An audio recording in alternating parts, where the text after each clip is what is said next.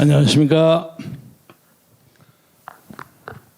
8천만 동포, 국민, 해외, 교포, 그리고 2,400만 북한 주민 얼마나 고생이 많으십니까?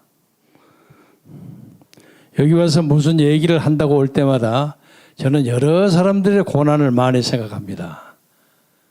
한국에서 자유민주주의를 지키기 위해서 고생하고 아스팔트에서 지금도 데모하고 계시는 여러 자유주의자 국민들, 그리고 고독사에서 돌아가신 분, 요새 고독사가 너무 많이 늘었어요. 요새 4,000명이 넘었습니다. 젊은 사람 20대가 풍요로운 사회에서 산다고 하면서도 이렇게 외진데서 고독하게 사는 사람들이 많이 있습니다. 여러 사람이 많이 있는데 그 중에서도 나라의 민주주의를 지키기 위해서 노력하는 해외 동포, 그리고 저 솔제니친의 수용소 군도라는 소설에서 나오는 것처럼 굴락 아키펠라고라 그러죠.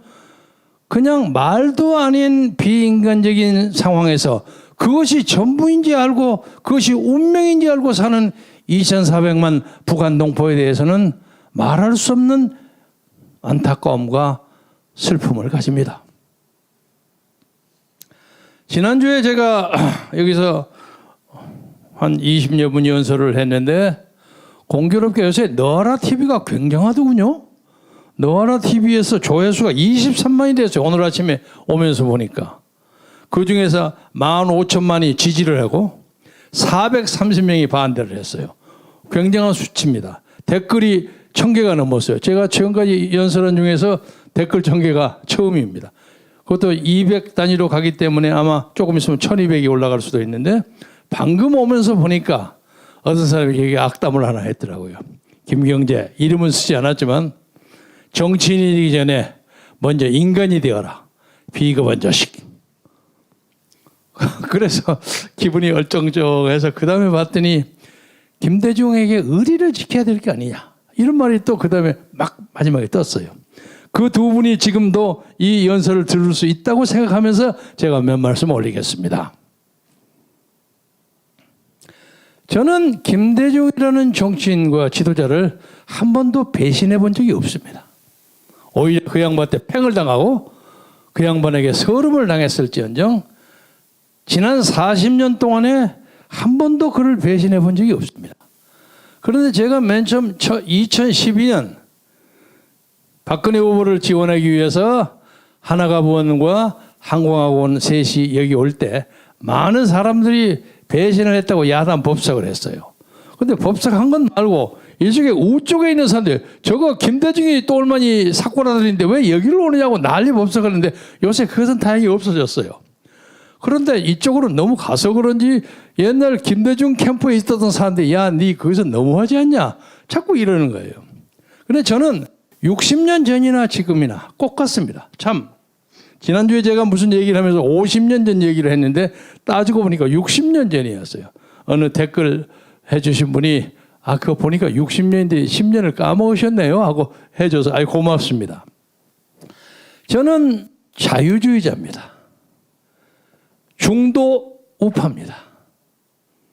그런데 제가 여기 서 있었는데 옛날 민주당에 있다가 이렇게 서 있다가 민주당이 자꾸 좌쪽으로 가버려. 그러니까 제가 상대적으로 점점 우측이 되는 겁니다. 노무현 대통령 되고 난 다음부터 민주당은 결정적으로 바꿔졌습니다. 그래서 노무현 당선자가 새로운 당을 만들 때 우리는 가지 않았습니다. 꼬마 민주당을 했습니다. 조순영, 당시 추미애, 저 이렇게 해서 남아 있었는데 나중에 또 추미애 의원이 저쪽으로 볼락 가버리더라고요. 그래서 그 민주주의의 기본 중도 민주주의를 지키려고 하는 중도 우파의 민주당의 색채가 옅어져 버렸습니다. 그래서 이 나라 지금 좌파를 담당하고 있는 사람들이 민주당이라는 간판을 가지고 자기들 마음대로 해요. 원래 민주당이라는 건 중도 우파 정당입니다. 송진우, 김성수, 장덕수, 윤영남 이런 양반들이 전부 우파예요. 그런데 어느 사이에 좌파가 돼버렸어요. 김대중 선생에 대해서는 제가 40년 이상을 모셨습니다. 약간만 설명을 드리자면 1971년에 그 양반이 처음으로 대통령 출마하실 때 제가 공보비서였습니다. 당시에 비서실장이 김상현 의원이었어요. 그로부터 제가 아주 그냥 골치 아프게 당하고 보안사에서 거꾸로 매달리고 얻어 터지고 그래서 간신히 미국을 갔더니 이 양반이 또 미국으로 따라왔어요. 그래서 할 수 없이 그 양반을 제가 모실 수밖에 없었어요. 미국에서. 왜냐하면 제가 유일한 비서였으니까. 그러다가 돈이 없으니까 나 돈 좀 구하러 가겠다 하고 일본을 가셨다가 납치당해 버렸어요. 그 9년 동안 저는 공부하면서 그 양반이 만들어 놓은 한민통이라는 단체의 대변인, 부의장 이런 걸 하고 있다가 그 양반이 돌아오셔서요. 돌아오셔서 따져보니까 777일을 미국에 계시다가 6일인가 그 8대 선거 때 신민당 돌풍이 일어났을 때 직전에 돌아가셨어요. 저는 그때 못 왔습니다. 왜? 여권이 없었어요. 망명갑니다. 그래서 그 고난을 겪고 늦게 87년 말에 16년 만에 한국을 돌아왔습니다. 돌아왔는데 여기 와서 보니까 저보다 후배들도 벌써 국회의원 한두 번 다 하고 저는 한참 밀려 있어요. 돈도 없어. 형편 없어요. 그래서 천대를 많이 받았어요. 그러나 꾸준히 김대중을 위해서 노력했습니다. 그 사이에서 배신도 많이 당하고 슬픔도 많이 당했습니다. 그러나 그 후에 그래도 김대중 대통령이 당시에 저를 북한에 보냈습니다.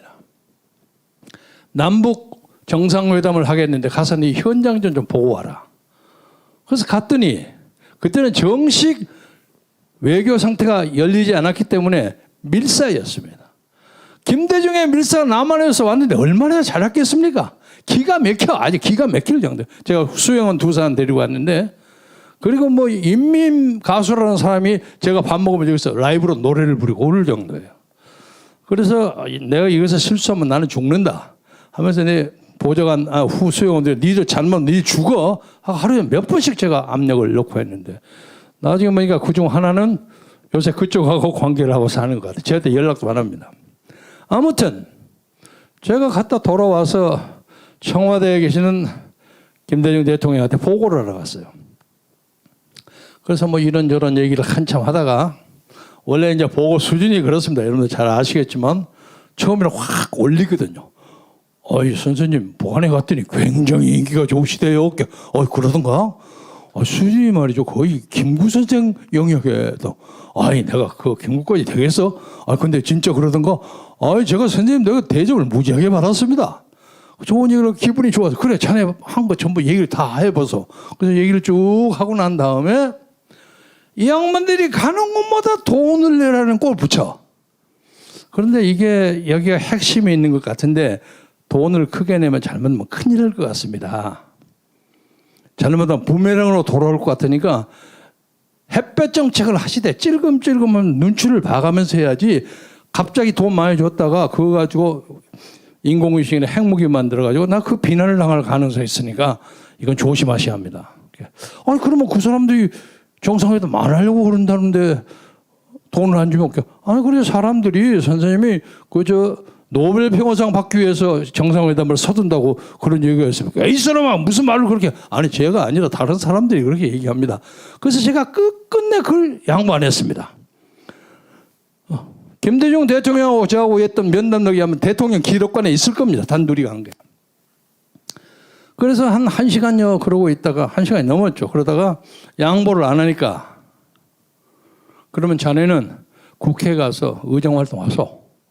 제가 아마 그때는 모르겠습니다만 그때 통일부 장관이 임동원 씨가 했는데 아마 그 다음에 그 자리를 나한테 물려주려고 했는지도 모르겠어요. 하면서 임동원 선배가 여러 가지로 나한테 수발을 해 주시고 그랬는데 그러면 자네 국회 가서 일어서. 알았습니다. 그리고 관계가 끊어졌습니다. 끊어지고 난 다음에 그 다음에 제가 선거에서 거의 공천이 떨어질 만큼 아주 굉장한 어려움을 겪었습니다. 그리고 그 후로는 DJ를 잘 만나기 어려웠습니다. 연세대학 병원에 입원했을 때도 가면 박지원이가 길을 딱 막습니다. 못 들어가게. 그래서 마지막 한 1년 가까이는 그 양반을 못 뵀습니다. 돌아가시고 난 다음에 가서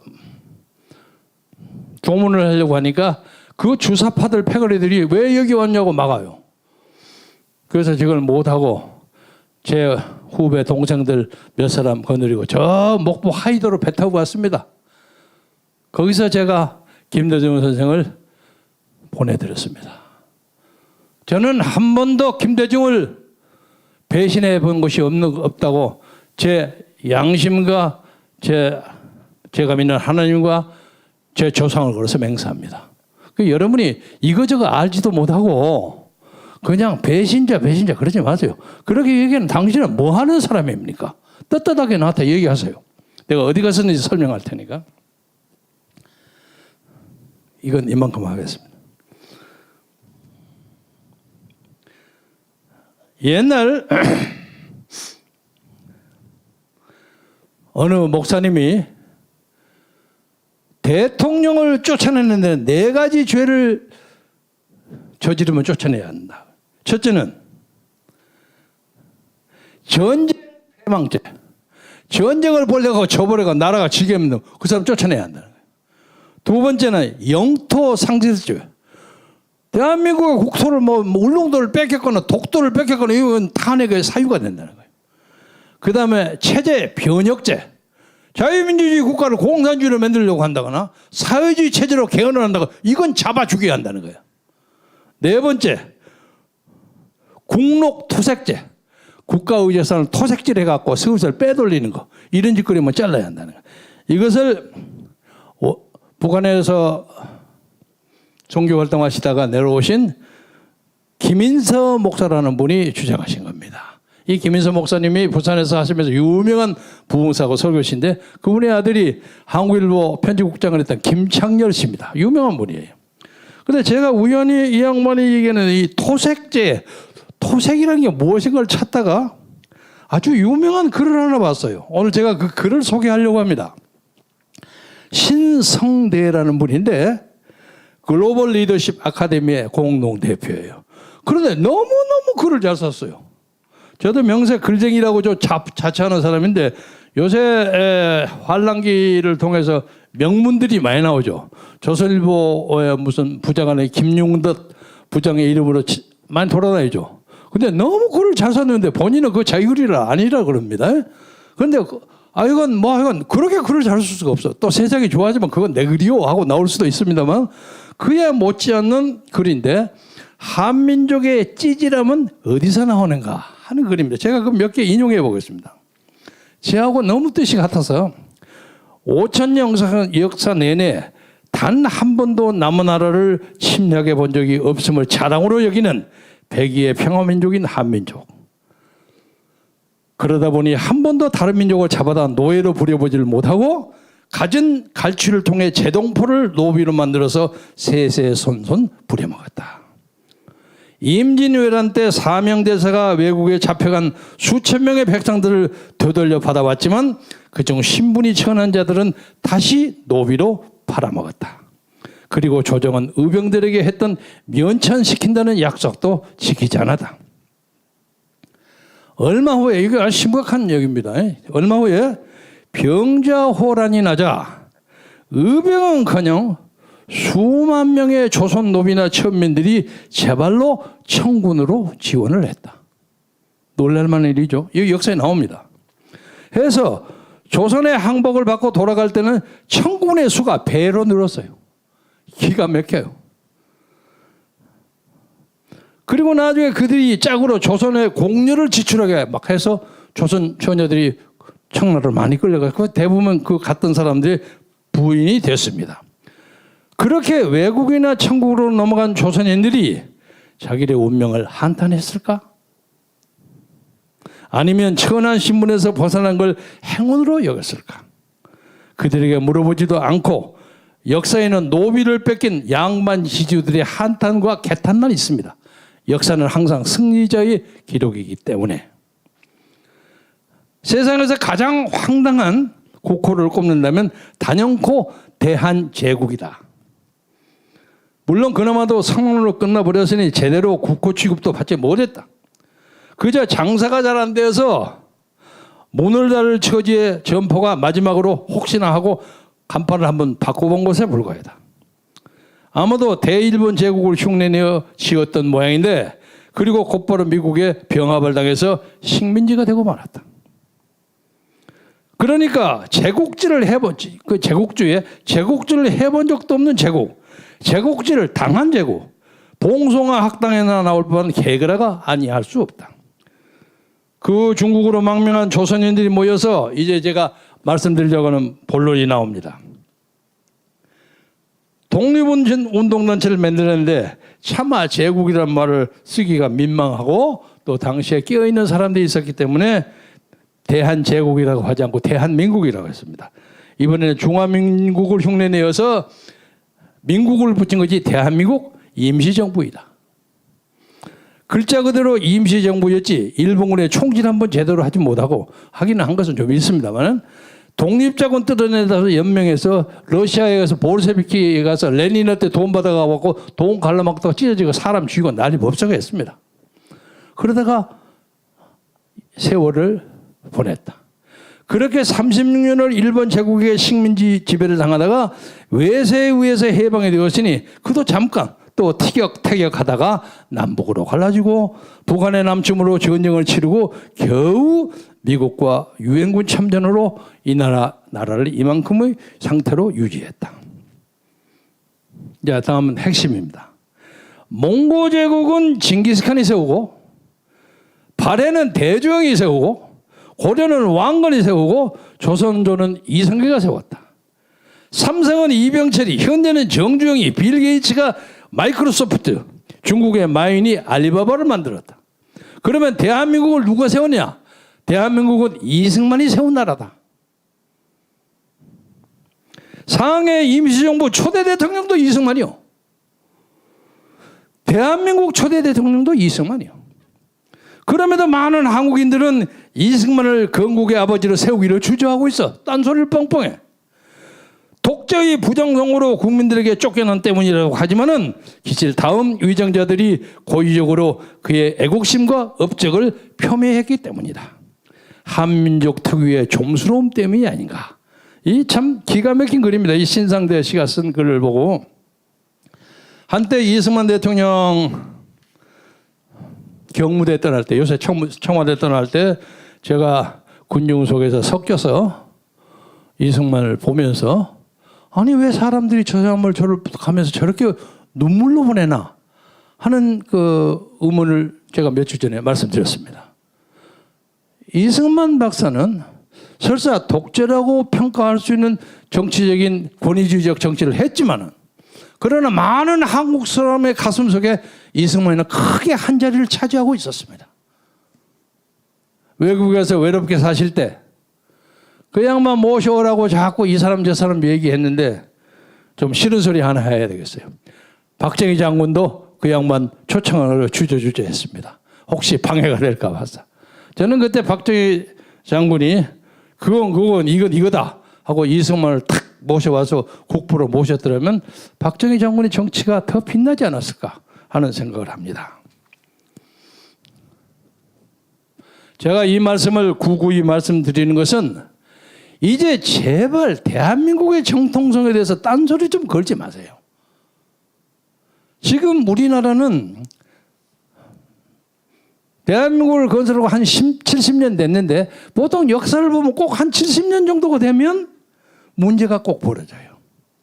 예를 들면 1910년에 볼셰비키 혁명을 레닌이 벌였는데 한참 하다 보니까 안 돼. 경제도 빵꾸나고 뭐 뉴 이코노믹 팔리시라고 신경제정책 세워도 안 돼. 다 안 돼. 그러다가 1980년, 한 70년 후에 안 돼서 망한 거예요.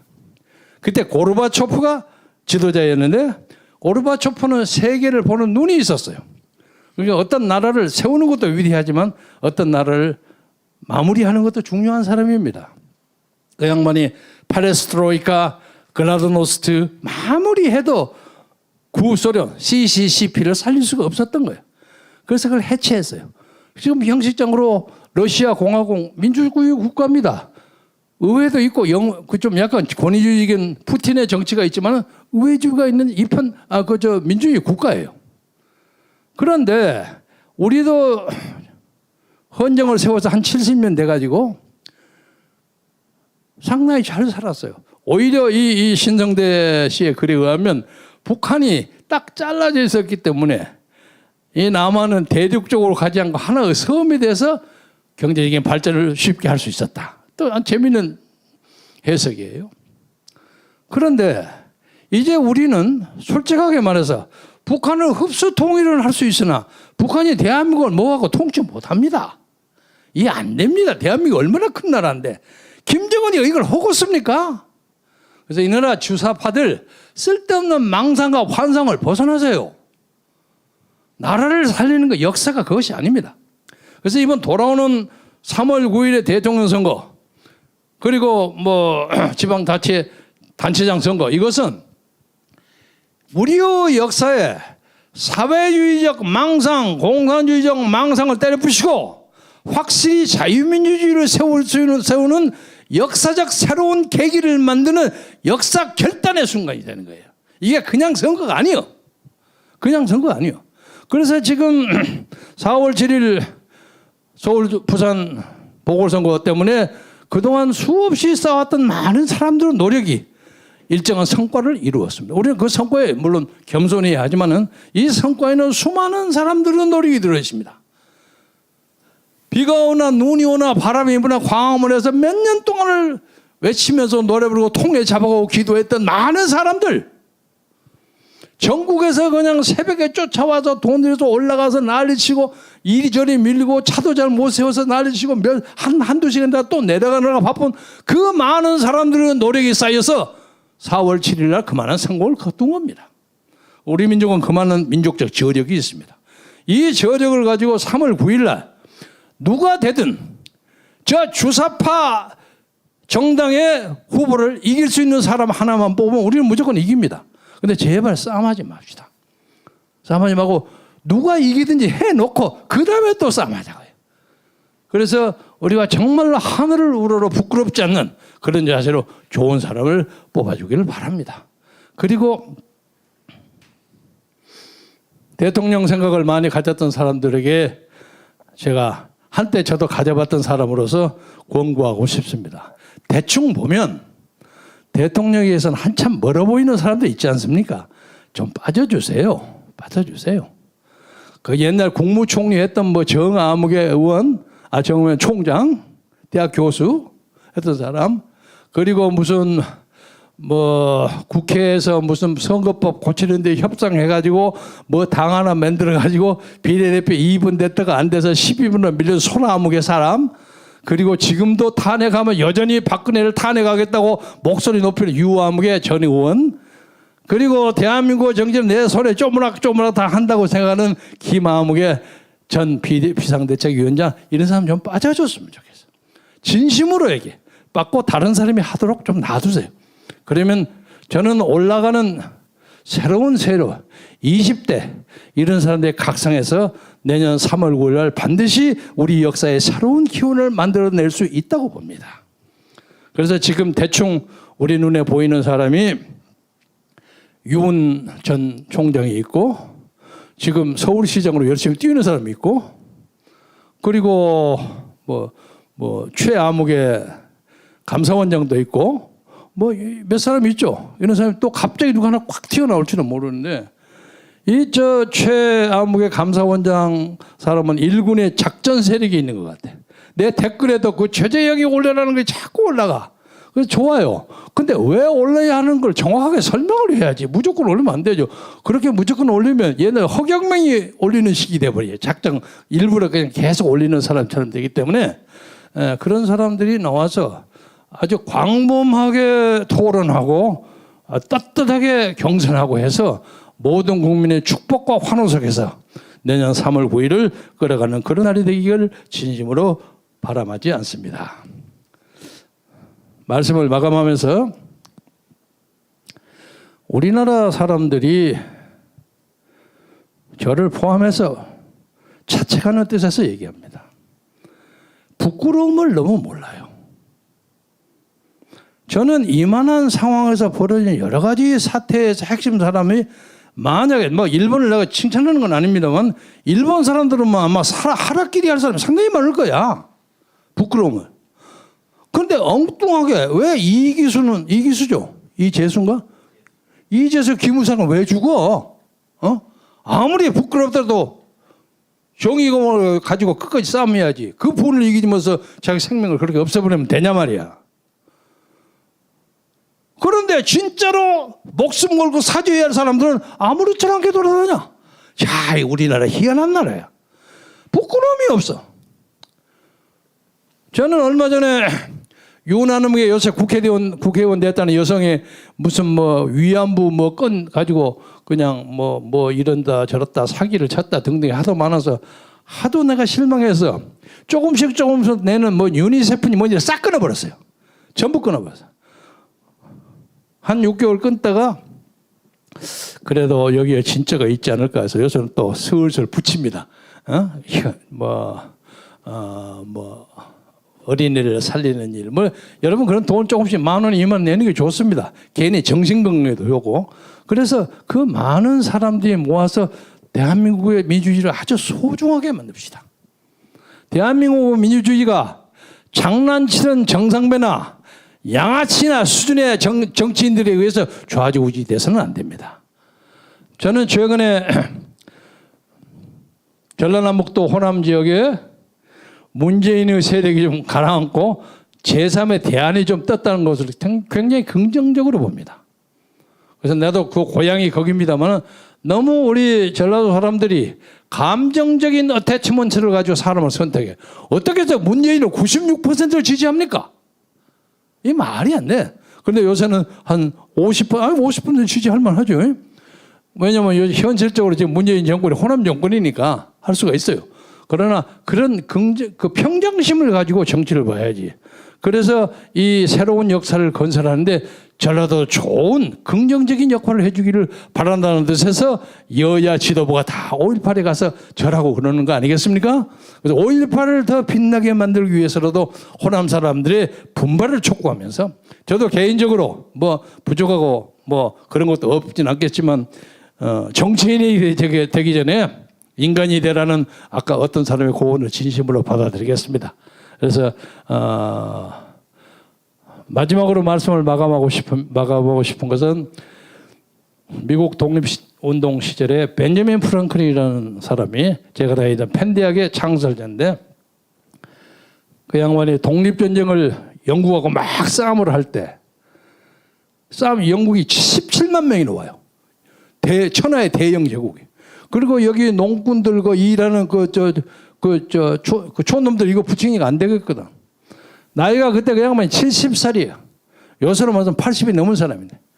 불란서에 가요. 불란서에 가서 가진 소리를 다 해갖고 불란서군 17,000명인가 13,000명 끌고 함대를 끌고 와서 불란서하고 같이 연합해서 영국을 쫓아내요. 근데 그 양반은 대통령도 다 만들어내고 독립선언서 만드는 제퍼슨의 글도 열심히 도와서 뭐 일설에 반 이상을 벤저민 프랭클이 썼다고 할 정도로 많은 사람을 지원하면서도 대통령 하는 것을 포기했어요.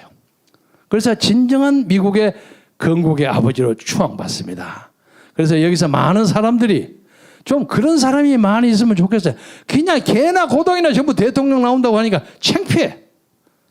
그래서 제가 엊그제 어디서도 그 얘기 했습니다만 대통령 나오겠다는 사람 하루에 5분씩 거울을 좀 보시라고요. 내가 대한민국 5천만을 끌어갈 자신이 있는가? 내가 그만큼 정치적 철학이 있는가? 그만큼 도덕적으로 순수하는가? 나는 도자기 장사를 안 하는 사람인가? 나는 위장 전입을 안 하는 사람인가? 자식을 어디 보내기 위해서 가짜 문서를 만들고 왔다 갔다 한 사람은 아닌가? 나는 라임 사태니 뭐런데 가담한 사람이 아닌가? 이런 것을 생각해 봐가지고 조용하게 빠져주는 그런 아름다운 정치적 풍토가 만들어지기를 진심으로 바라면서 오랜 시간 동안 경청해 주셔서 대단히 감사합니다. 감사합니다.